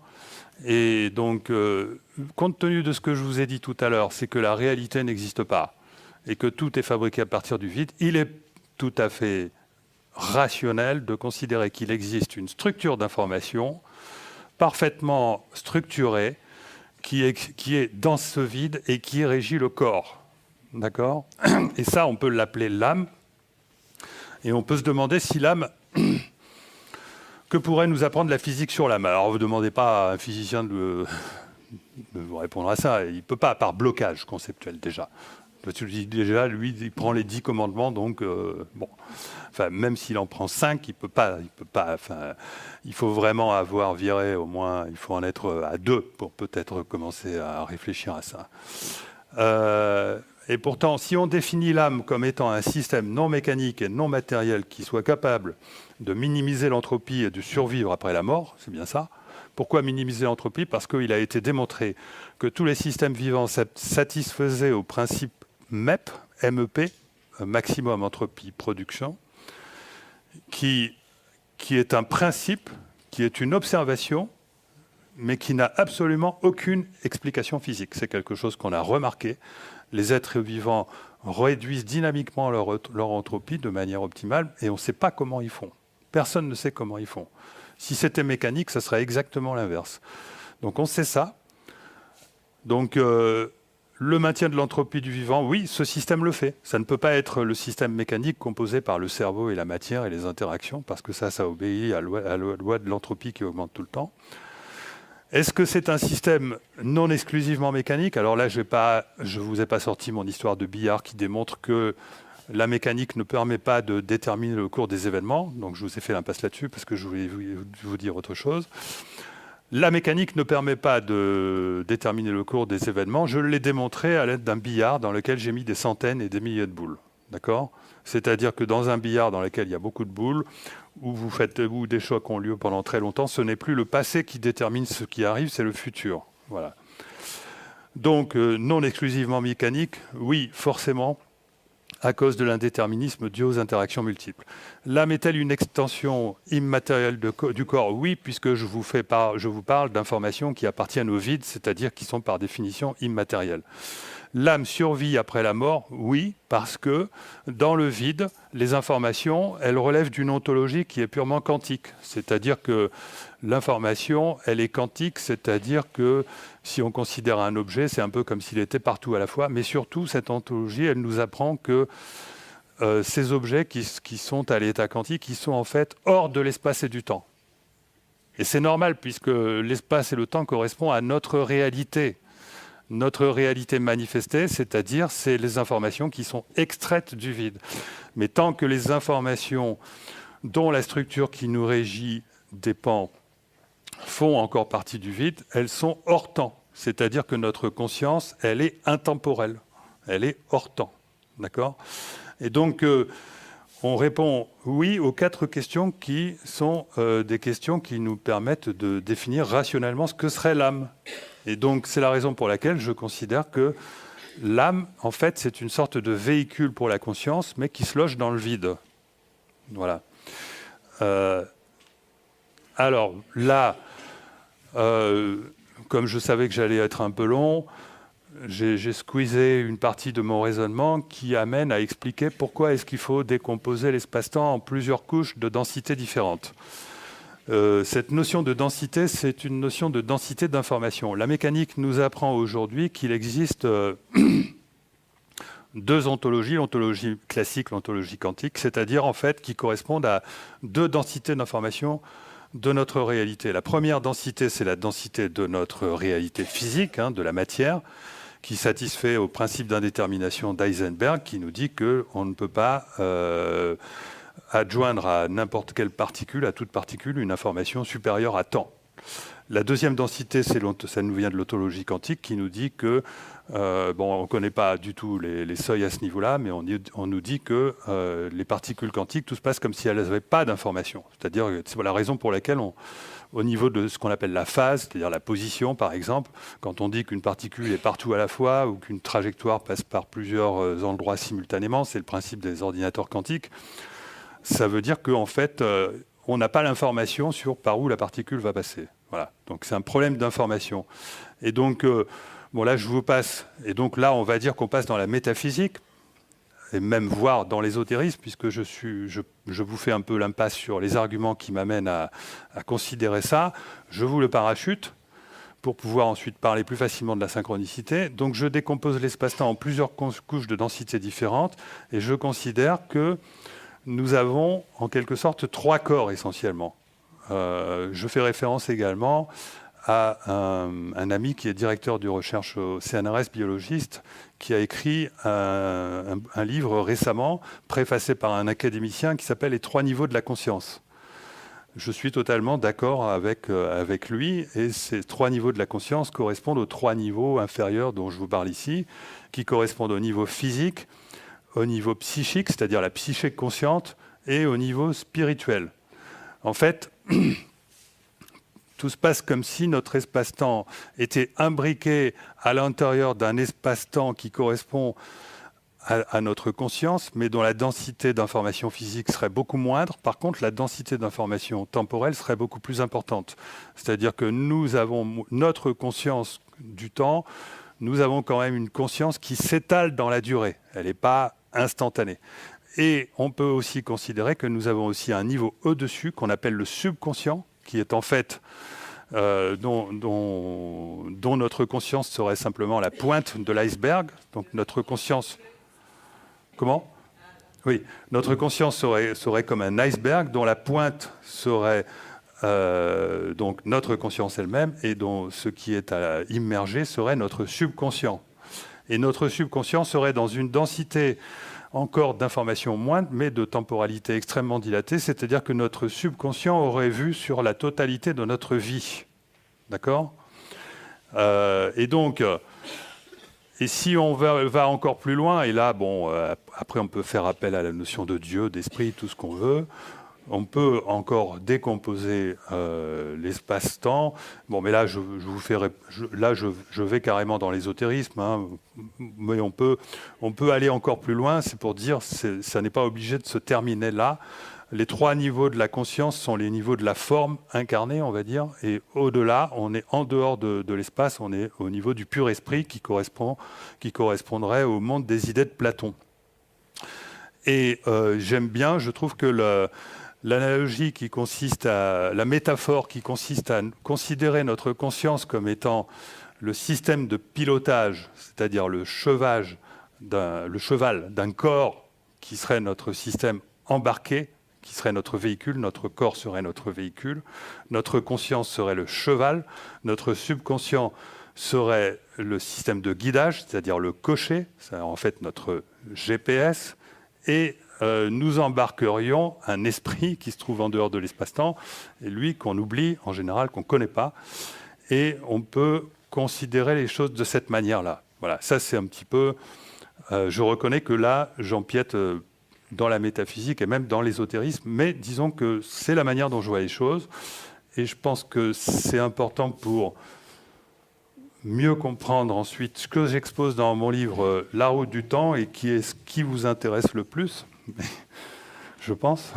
C'est-à-dire comment est-ce qu'on fait finalement pour arriver à être soi-même, pour arriver à... Il ne s'agit pas de provoquer des synchronicités dans le but de rigoler. Tiens, j'ai réussi à provoquer des synchronicités. Dans la vie, on ne peut provoquer des synchronicités que si on se trouve effectivement, que si on se trouve dans une période de grand changement, où on ne contrôle pas trop ce qui nous arrive, ou à cause de quelque chose qui peut être soit très positif, soit très négatif, on peut même être déboussolé. Et c'est très important dans cette situation où on a un futur qui n'est pas du tout dessiné ou qui est complexe, de se retrouver soi-même. Et se retrouver soi-même, ça consiste à travailler la connexion entre le moi et le soi, sachant que le moi, c'est notre conscience et que le soi, c'est la partie de nous-mêmes qui se trouve dans notre subconscient et qui est plus authentique parce que plus on monte dans les degrés de la conscience et plus on maîtrise notre vie, puisque notre subconscient, c'est lui qui détermine notre destin choisi. Alors, le problème est que là c'est pareil, je vous ai fait l'impasse sur la raison pour laquelle je décompose la conscience en 3 centres. C'est lié au fait que je considère que la conscience est liée à l'espace lui-même. C'est-à-dire que vous vous souvenez que l'espace, le temps et la matière n'existent pas. Alors, qu'est-ce que c'est ? L'espace, le temps et la matière sont tout simplement des propriétés de la conscience. C'est la conscience qui crée l'espace, qui crée la matière à partir du champ d'information du vide que notre réalité extrait. Et c'est cette réalité qui est probablement un espace à 10 dimensions et non pas à 3 ou 4 dimensions. Notre conscience l'extrait sous forme d'espace, de temps et de matière. C'est la raison pour laquelle je relie la conscience à l'espace. Et comme l'espace a 3 dimensions, cet espace, il a également 3 centres qualitatifs qui sont un centre mental qui est relié à la structure spatiale de notre âme, du véhicule de notre conscience. Il a un centre émotionnel qui correspond à la structure vibratoire de l'espace, puisque l'espace est capable de vibrer. Et il a un centre de la conscience elle-même, il a un centre qui correspond à ces zones de forte amplitude à l'intérieur de cette structure qui correspondent à notre conscience, puisqu'on peut considérer que la conscience est provoquée, je ne dis pas que la conscience est définie par l'espace, mais qu'il y a une analogie entre l'espace et la structure vibratoire que représente l'espace lui-même et la conscience, et que les éléments vibratoires d'amplitude plus importante sont les éléments conscients, alors que les éléments vibratoires d'amplitude plus faible, et également les éléments spatiaux, correspondent à ce qu'on appelle notre centre mental et notre centre émotionnel.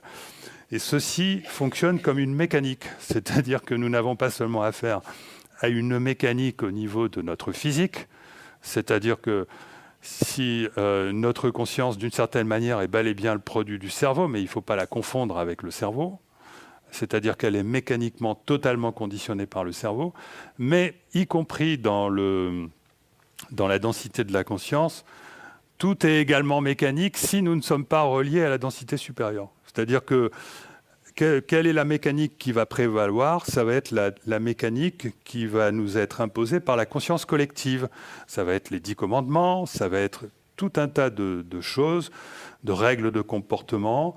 Et nos 3 centres mental, émotionnel et égotique vont avoir tendance à nous transformer en machine à penser, pour ce qui concerne le mental, en machine à juger, pour ce qui concerne l'émotionnel, et en machine à alimenter notre vision de nous-mêmes, qui est une vision totalement illusoire, puisque en fait, notre être intérieur, véritable, celui auquel on a besoin de se relier pour trouver le sens de notre vie, ne se trouve pas dans la densité de la conscience.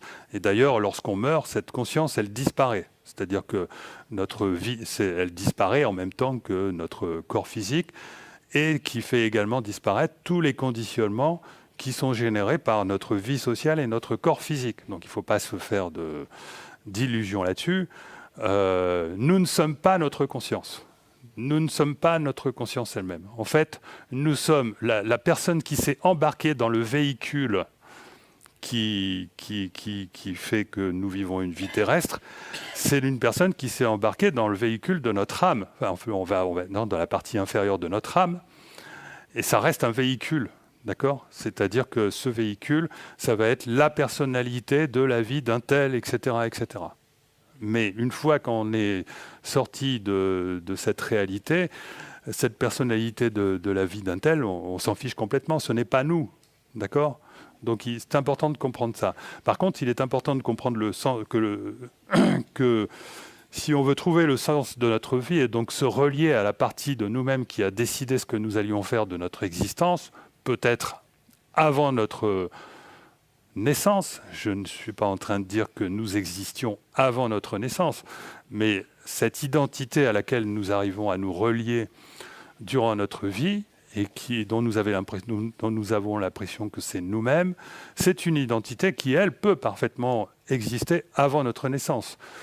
Moi, je suis né en 58, il est possible que je n'ai pas vécu avant, que je sois né pour la première fois en 1958 en tant que conscience de moi, j'en suis même à peu près certain. Par contre, pense être relié à ce qu'on appelle un soi, qui est mon identité réelle et qui... Oui. Excusez-moi. Et donc, par contre, je pense être relié à ce qu'on appelle un soi, on l'appelle de différentes manières, un être intérieur, voilà, qui est mon identité réelle et qui est ma raison d'être. Bon. Aux questions. Et donc, voilà. Pour arriver à sortir de la prison du mental, de la prison de l'ego et de la prison d'émotionnel, je dis qu'en ce qui concerne le mental, il faut cultiver le lâcher-prise. C'est-à-dire il faut arrêter de faire fonctionner cette prison et on le cultive très souvent en faisant de la méditation. Moi, personnellement, je le cultive en faisant des randonnées en montagne. Mais il y a bien d'autres moyens. Pour arriver à sortir du conditionnement emprisonnant qui est donc pareil, la machine qui est une machine à juger et qui est notre émotionnel, c'est-à-dire que particulièrement dans notre société d'aujourd'hui, on fonctionne avec un paquet de clichés, j'appelle ça des implants psychiques. On ne doit pas penser ceci, on ne doit pas dire cela, etc., etc. Enfin bon, en politique, vous connaissez à peu près tout. La liste de tout ce qui est on vit dans un Occident qui est presque devenu une Corée occidentale, tellement il y a des interdictions de pensée, une pensée unique qui finit par émerger de tout ça. Donc, pour arriver à sortir de ce conditionnement qui nous amène à de mauvais jugements ou à un mauvais jugement de nous-mêmes, le jugement, c'est ce qui permet d'éviter au cerveau de penser. Donc c'est quand même très pratique. Eh bien, il faut sortir de ce conditionnement. Et pour ça, il faut arrêter de se référer au jugement d'autrui, au jugement de la société, au jugement de la conscience collective, à ce qui se fait, ce qui ne se fait pas, aux conventions, aux règles, aux normes établies, et se faire confiance en soi. Voilà, c'est-à-dire considérer que nous sommes une personne merveilleuse qui possède un libre arbitre, qui ne demande qu'à être conquis, et nous décidons nous-mêmes de ce que nous voulons apporter au monde. Mais pour ça, il est très important de se faire confiance. Et il faut arriver à sortir du troisième robot, qui est peut-être le plus difficile, c'est-à-dire l'idée que nous nous faisons de nous-mêmes, c'est-à-dire notre ego qui se prend pour notre conscience, alors que nous ne sommes pas notre conscience, et notre ego, il va avoir tendance à nous empêcher de faire des choses qui ne sont pas nous, soi-disant. C'est-à-dire qu'il va nous empêcher de nous détacher de tout ce qui caractérise l'image que nous avons de nous-mêmes. Donc il faut arriver à accepter d'être autrement, en tout cas de sortir de ce conditionnement égotique, c'est-à-dire de penser que voilà, je ne suis pas quelqu'un qui fait ceci, qui fait cela, etc. On est tellement conditionné par l'image que nous avons de nous-mêmes qu'on a tendance à l'entretenir en permanence, et ceci constitue un troisième blocage qui nous empêche de trouver la connexion. Une fois que vous avez réussi à travailler donc il faut cultiver le détachement. Donc une fois que vous avez réussi à sortir des trois prisons, c'est-à-dire après avoir cultivé ce qui représente des efforts, ça représente des efforts, ça représente de la discipline. D'accord? C'est ça le véritable travail intérieur. C'est pas, il n'y a pas des gens doués ou des gens pas doués, c'est du travail. C'est-à-dire, il faut apprendre à se détacher. Se détacher, ça n'a rien à voir avec l'absence d'attachement à quelqu'un. Si vous voulez avoir plus d'amour entre deux personnes, il faut qu'elles apprennent à se détacher. Hein. Il ne s'agit pas de quitter quelqu'un. Il s'agit au contraire de développer un amour plus authentique en se détachant, en refusant un attachement qui est de la possessivité. Bon, enfin bon. Donc il faut cultiver le détachement pour l'ego, le lâcher-prise pour le mental et la confiance pour donc, le jugement, enfin, c'est-à-dire l'émotionnel. Une fois que vous avez fait ça, vous êtes automatiquement heureux.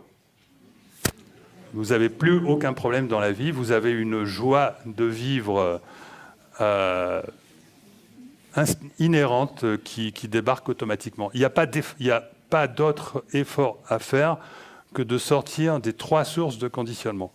Et lorsque vous avez fait ça, vous avez d'autant plus de facilité à trouver votre être intérieur, c'est-à-dire votre raison d'être, et à remarquer qu'est-ce que vous avez fait dans la vie qui vous a procuré le plus de joie, ou qui vous a procuré le plus de joie par le fait que ça a procuré le plus de joie aux autres, et vous vous souvenez de qui vous avez été, et à quel moment est-ce que vous avez réussi à être vous-même, et vous commencez à développer cette affaire-là, et vous finissez par vous trouver vous-même.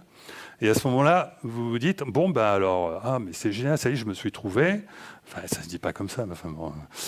Et c'est pas mental, ces choses-là, hein, donc c'est difficile à exprimer par des mots. Et à ce moment-là, vous savez ce que vous allez faire. C'est-à-dire que vous avez automatiquement une intuition. Vous sentez que vous avez une puissance extraordinaire parce que vous n'en avez plus rien à foutre de n'importe quoi, parce que bon, ben voilà. Et c'est à ce moment-là que vous pouvez commencer à faire rentrer de la magie dans votre vie. Et c'est à ce moment-là que vous, et même sans en être arrivé à cet état-là, parce qu'en général, on est plutôt dans un merdier, on ne sait pas trop si on a vraiment réussi à se détacher, on ne sait pas. En général, on est plutôt... Mais dans ce cas-là, il faut faire une demande. Voilà. Il ne faut pas hésiter à convoquer son être intérieur, c'est-à-dire qu'à partir du moment où vous avez commencé à faire l'effort de vous trouver, si vous faites une demande, faire une demande, ça consiste à faire une demande à son subconscient. Mais parler à son subconscient, on risque de le confondre encore avec soi-même. On risque de confondre, de mettre de l'ego dans notre subconscient. Donc c'est très important d'extérioriser l'affaire. Donc il faut faire appel à votre ange, ou certains font appel à l'univers, il y en a qui parlent au soleil. Vous utilisez n'importe quelle méthode. Moi, quand j'ai commencé à écrire La Route du Temps, à me décider de faire des expériences sur la synchronicité après avoir lu le livre Dialogue avec l'ange. Ce livre Dialogue avec l'ange, il me paraissait complètement, presque incompréhensible, mais vraiment très difficile à comprendre au début, mais ça parlait à mon intuition. Je me suis dit, mais bon sang, mais c'est bien sûr. Mais voilà, c'est comme ça que ça doit se passer. Et dans le dialogue avec l'ange, l'ange, il n'arrête pas de dire demande, demande, demande. D'accord ? Et ça, c'est la clé. Parce que le fait de demander, ça correspond à la clé de la volonté de reliance entre le moi et le soi. D'accord ? Donc il ne faut pas hésiter à demander. Et de vous demander, vous pouvez demander de différentes manières. Moi, j'ai fait des commandes sur Internet, je me suis envoyé des mails, l'important, c'est de s'extérioriser, d'accord ? Mais de faire le bilan de sa vie, d'être authentique. L'authenticité, c'est le maître mot, d'accord ? Soyez vous-même, voilà. Et lorsque vous réussissez à être vous-même, vous pouvez même demander... Mais je ne sais pas quoi faire. Vous pouvez demander, mais dis-moi quoi faire, ou j'en sais rien. Vous pouvez demander ce que vous voulez. Enfin, dès que vous êtes dans une démarche d'authenticité, de quête du soi, de recherche personnelle, le fait de demander va provoquer une réponse. Et si cette réponse, vous faites ce qu'il faut pour l'obtenir, eh bien vous allez l'obtenir. Bon, si vous êtes un expert, vous allez paf, vous allez la recevoir de suite. C'est pas comme ça que ça va se passer. Si vous êtes en vacances, vous allez faire une rencontre par hasard et puis, paf, la demande que vous avez faite va recevoir une réponse. Enfin, faites l'expérience, bon sang. Il faut faire l'expérience parce que vous allez tous croire, mais non, mais ce que nous dit Guimard, mais ah non, mais ou alors moi je suis pas doué pour faire ça. Enfin, bon, moi je vous dis, faites l'expérience. Voilà, il suffit de faire l'expérience. Il n'y a pas de honte à se parler à soi-même. À partir du moment où il s'agit de se parler à la partie la plus authentique de nous-mêmes, à laquelle nous avons fondamentalement du mal à nous relier parce que nous sommes tous des robots. Et nous sommes tous emprisonnés dans 3 prisons. Voilà. Et par contre, lorsqu'on a réussi à se relier, et dès qu'on a réussi à se relier, en plus, de toute façon, on a tout de suite les indicateurs lumineux que ça marche. Hein, parce que vous avez la réponse sous forme de joie. Vous ne savez même pas pourquoi vous êtes heureux. Ou alors, vous avez la réponse sous forme d'intuition. Paf! Ce que vous avez demandé vous débarque sous forme d'intuition. Ou alors, vous avez la réponse sous forme de foi. Et ça, c'est en général lorsque vous êtes en train de réaliser quelque chose. Ça peut être créer une entreprise, faire une grande œuvre ou n'importe quoi. Et vous pouvez avoir la réponse sous forme de foi, c'est-à-dire que la foi, c'est ce qui va vous donner la confiance inébranlable que vous allez arriver à faire ce que vous faites. C'est la clé de la réussite des chefs d'entreprise. Les chefs d'entreprise, ils ont une reliance au soi qui passe par la foi, en général. Et je vous assure que lorsqu'on a la foi, moi je l'ai vécu, j'ai créé plusieurs entreprises. Dans ma vie professionnelle, j'ai eu une reliance au soi qui est passée par ma créativité sous forme d'intuition et qui est passée par ma foi sous forme du fait que j'ai osé créer des entreprises alors que j'étais totalement incompétent pour ça. Bon, je donne mes exemples, mais donc voilà, ça c'est vraiment très important. Et donc voilà, alors je vais passer rapidement là-dessus parce que je pense que j'ai parlé longtemps. Je voulais quand même démarquer mon discours de toute la sauce New Age, d'accord? Parce que vous entendez beaucoup parler de loi d'attraction, il y a beaucoup de techniques de développement personnel, etc., qui passent par des bouquins en général américains qui vous disent, par exemple comme le film et le bouquin Le Secret, etc., vous n'avez rien à faire, il suffit d'y croire et puis vous allez gagner plein d'argent, etc. Enfin bon, c'est d'une niaiserie épouvantable.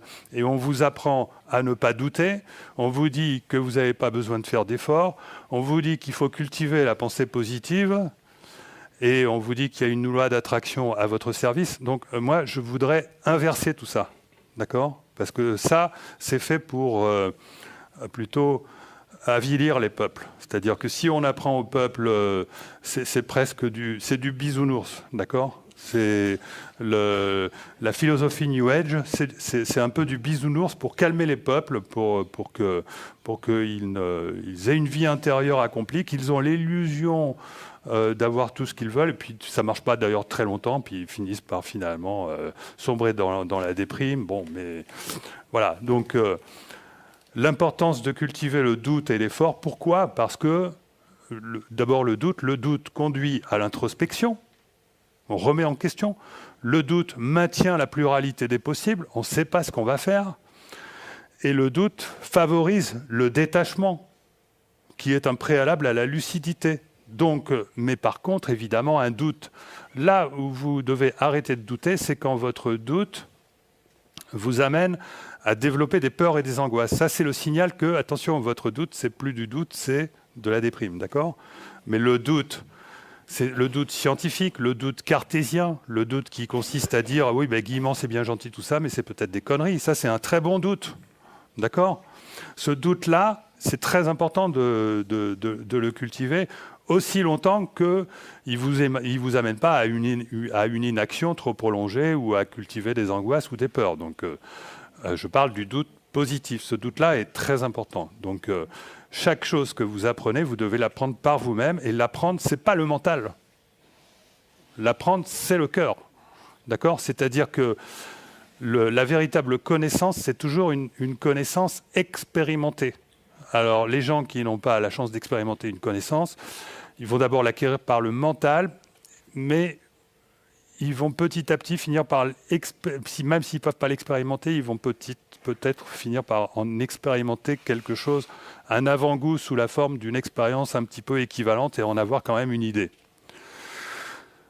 Alors ensuite, j'ai parlé tout à l'heure du détachement, du lâcher-prise et de la confiance, et je vais bien insister sur le fait que c'était des efforts, c'est-à-dire que ça ne suffit pas de le dire, il faut le faire, d'accord ? Donc moi, je le fais en faisant des 600 mètres de dénivelé 2 fois par semaine dans la montagne, parce que ça me vide le mental, parce que ça me permet de lâcher prise. Et la confiance, je ne l'ai pas eu pendant très très longtemps dans ma vie, ça a été mon gros problème. Mais maintenant, j'ai réussi à l'avoir. Donc ça va, j'ai ma technique.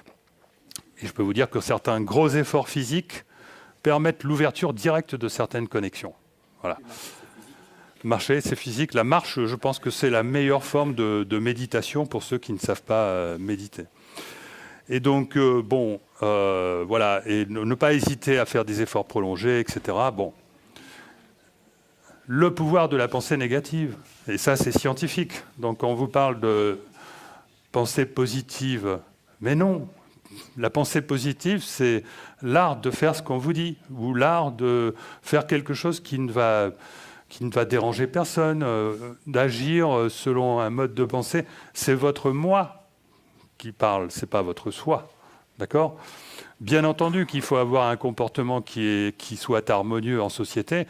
Bien entendu qu'il ne faut pas chercher les emmerdements. Bien entendu qu'il ne faut pas se mettre dans des situations où on va avoir des problèmes. Bien entendu, etc. Bien entendu. Tout ça, c'est bien sûr.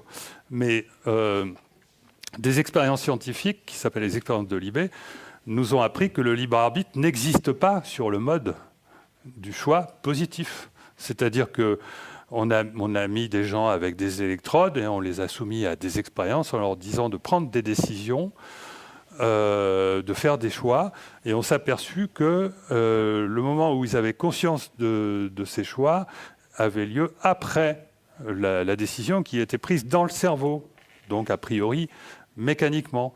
Mais qu'il y avait une exception à cette règle-là, c'est que la personne pouvait effectivement avoir décidé tel choix, et puis au dernier moment, elle change d'avis, et là, ça s'inverse. C'est-à-dire que c'est la conscience qui agit avant l'équivalent neuronal qu'on observe dans le cerveau. C'est-à-dire que le vrai libre arbitre, pour le moi, parce que pour le soi, c'est l'inverse, parce que le soi est rétrocausal. Mais pour ce qui concerne le moi, c'est-à-dire pour le libre arbitre d'une conscience conditionnée, ne peut exister que par le non. Le libre arbitre d'une conscience déconditionnée, de toute façon, il n'existe pas. Parce que lorsque vous êtes relié au soi, vous êtes relié à la partie authentique de vous-même qui vous dicte parfaitement ce que vous avez à faire et vous ne le contestez pas puisque ça vous apporte de la joie.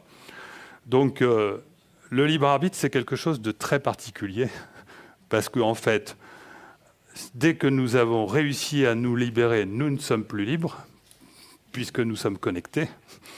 Et tant que nous n'avons pas réussi à nous libérer, nous ne pouvons nous libérer qu'en disant non. Et c'est logique puisqu'il s'agit de sortir des conditionnements. Donc de dire non, je ne suis pas ça, non, je ne veux pas tel jugement, non. Enfin voilà. Donc, et c'est comme le doute, c'est pas une pensée négative. Négative, c'est une pensée qui consiste à savoir dire non. Ce n'est pas négatif. Savoir dire non, c'est quelque chose de positif. Voilà. Et j'inverse encore les préceptes du New Age qui vous parlent de loi d'attraction et qui oublient de vous expliquer qu'il existe une loi de la répulsion qui est tout à fait normale, qui vient du fait que lorsque vous créez un nouveau futur, d'accord ? Et admettons que vous avez changé complètement de mode de vie, vous allez arrêter, vous avez décidé d'arrêter de faire tel travail, vous avez décidé d'arrêter tout un tas de choses, parce que vous entrevoyez un futur et vous avez même commencé à avoir des synchronicités qui vous mettent sur la bonne voie, vous êtes emballé, et vous sentez que, effectivement, vous avez un nouveau futur qui est en train de se construire, vous êtes en train de prendre des décisions importantes, peut-être de faire des achats importants, etc. Et paf, vous allez avoir des bâtons dans les roues. Moi, le moment où je suis tombé en panne sur l'autoroute pour la première fois de ma vie, c'était le jour où j'avais pris la décision la plus importante, où j'allais signer un acte qui correspondait à la décision la plus importante de ma vie. C'est quand même bizarre. D'accord ? Pourquoi Bon, et il y a un tas de choses comme ça. C'est-à-dire que les emmerdements ont tendance à arriver au moment où, justement, il ne faudrait pas. Et ça, c'est à tous les niveaux. C'est au niveau...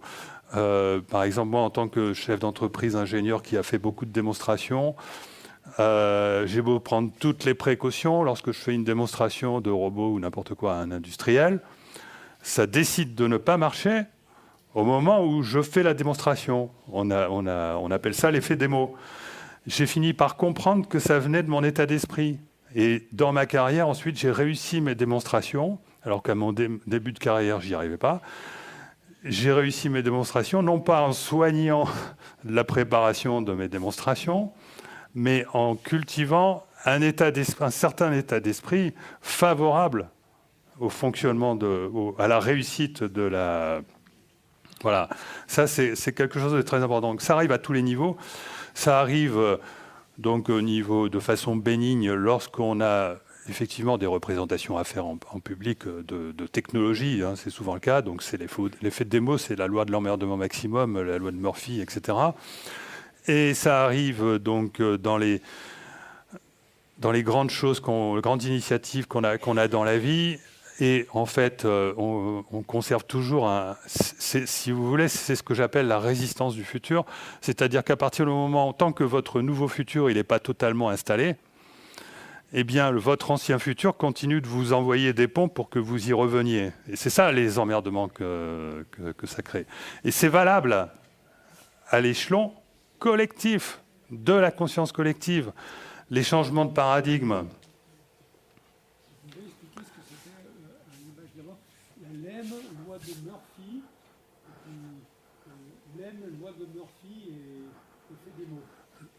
La loi de l'emmerdement maximum.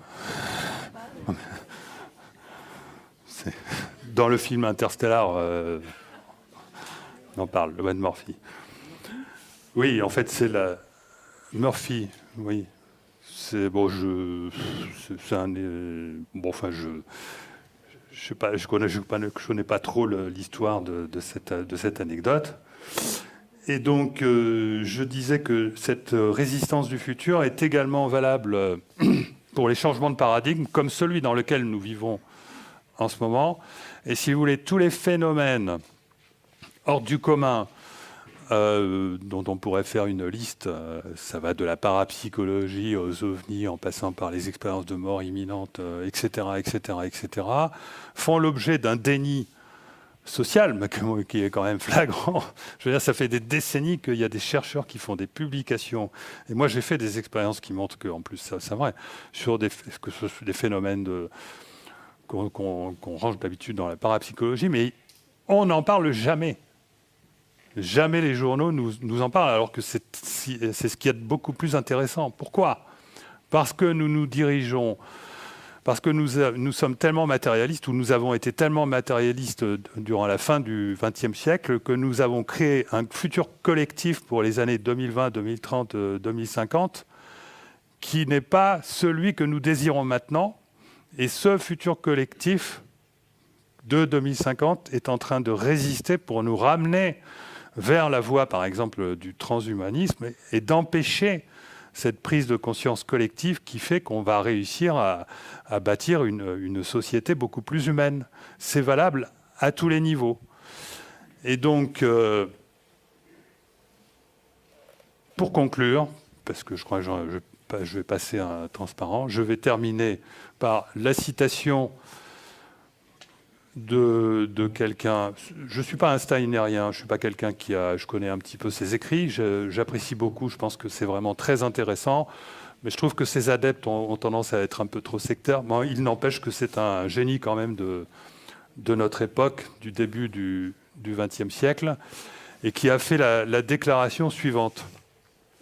Il y a presque exactement 100 ans, c'est pour ça que je le cite maintenant, il a dit qu'il ne faudra pas attendre longtemps après l'an 2000 pour que l'humanité ait à vivre des choses fort étranges. La plus grande partie de l'humanité sera sous l'influence de l'Ouest. On verra apparaître, venant d'Amérique, une sorte d'interdiction de pensée, non pas directe mais indirecte, une loi qui aura pour but de réprimer toute pensée individuelle. On assistera à une oppression généralisée de la pensée. Là, je fais de la pensée négative. D'accord ? Je fais de la pensée négative. Et il faut que l'apport des découvertes soit tel qu'un contrepoids suffisant puisse être introduit dans l'évolution du monde. Et il le sera. Donc, soyons optimistes. C'est pour illustrer cette affaire-là. C'est-à-dire que nous avons beau être conscients du fait que la réalité n'est pas ce que nous pensons, que la réalité n'est pas ce que nous avons appris à l'école, que la science est bien plus noble et a des choses bien plus intéressantes que ce qu'elle nous apprend dans les journaux, où il y a une sorte de conditionnement, de pensée unique qui nous amène à penser systématiquement matérialiste, d'accord ? Et chacun d'entre nous n'arrive pas à comprendre, mais pourquoi on ne réunit pas des gens, pourquoi est-ce qu'il n'y a pas des comités des sages, enfin, je n'en sais rien, moi je ne suis pas compétent pour ça, mais on n'arrive pas à comprendre pourquoi il y a une telle situation alors qu'on a plein de sources d'informations de toutes parts, y compris scientifiques, qui nous disent qu'on pourrait avoir un monde bien meilleur que celui dans lequel nous vivons. On n'arrive pas à comprendre que même au niveau médiatique, politique, qui sont les niveaux principaux par lesquels cette information doit passer, on n'arrive pas à comprendre pourquoi elle ne passe pas et pourquoi on ne distribue sans arrêt cette pensée unique où il faut sans arrêt respecter la croissance, les 3% de croissance, alors même que tout le monde a compris qu'on allait à la catastrophe du fait qu'on détruit la planète, etc., etc. Enfin bon, voilà, j'arrête. Et donc tout ça, je pense que la force très importante dont parle donc Steiner, donc l'apport des découvertes, l'apport de ces découvertes-là, ce sont des découvertes scientifiques qui ont été déjà faites durant les décennies qui précèdent ces découvertes, dont je ne vous en ai pas fait la liste, mais donc c'est tout ce qui justifie que le temps n'existe pas, etc., tout ce que je vous ai expliqué. Et ça n'arrive pas à remonter à la surface. Et moi, c'est le job que j'essaye de faire pour qu'on arrive tous à comprendre que nous ne sommes pas ces machines-là, voilà, enfin bon, je ne sais plus quoi dire. Bon. Voilà, je vous remercie.